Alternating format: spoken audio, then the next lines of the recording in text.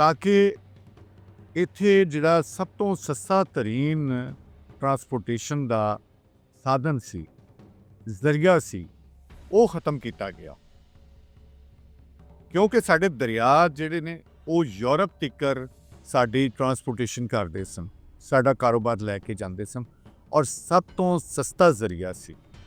ਉੱਥੇ ਜਦੋਂ ਪੱਕੇ ਪੁਲ ਬਣਾ ਦਿੱਤੇ ਤੇ ਉੱਥੇ ਫਿਰ ਬੇੜੇ ਨਹੀਂ ਸਨ ਚੱਲ ਸਕਦੇ। ਜਦੋਂ ਕਿ ਅੰਗਰੇਜ਼ ਨੇ ਆਪਣੇ ਦੇਸ਼ ਵਿੱਚ, ਯੂਰਪ ਦੇ ਵਿੱਚ ਜਿੰਨੇ ਵੀ ਦਰਿਆਵਾਂ 'ਤੇ ਪੁਲ ਬਣਾਏ ਨੇ ਉਹ ਖੁੱਲ੍ਹ ਜਾਂਦੇ ਨੇ, ਲੇਕਿਨ ਪੰਜਾਬ ਦੇ ਦਰਿਆਵਾਂ 'ਤੇ ਜਿੰਨੇ ਵੀ ਪੁਲ ਬਣਾਏ ਉਹ ਪੱਕੇ ਸਨ, ਬੁਰਜੀਆਂ ਸਨ, ਤਾਂ ਕਿ ਵਿੱਚੋਂ ਵੀ ਨਾ ਲੰਘ ਸਕਣ ਤੇ ਉੱਤੋਂ ਵੀ ਨਾ ਲੰਘ ਸਕਣ। ਇੱਕ ਸਾਜ਼ਿਸ਼ ਹੈਗੀ ਸੀ ਜਿਹਦੀ ਵਜ੍ਹਾ ਨਾਲ ਉਹਨਾਂ ਨੇ ਇਹ ਪੱਕੇ ਪੁਲ ਬਣਾਏ, ਜਦੋਂ ਕਿ ਅਸੀਂ ਪੰਜਾਬੀ ਲੋਕ ਬੇੜੀਆਂ ਰਾਹੀਂ ਦਰਿਆ ਪਾਰ ਕਰਨੇ ਸਾਂ।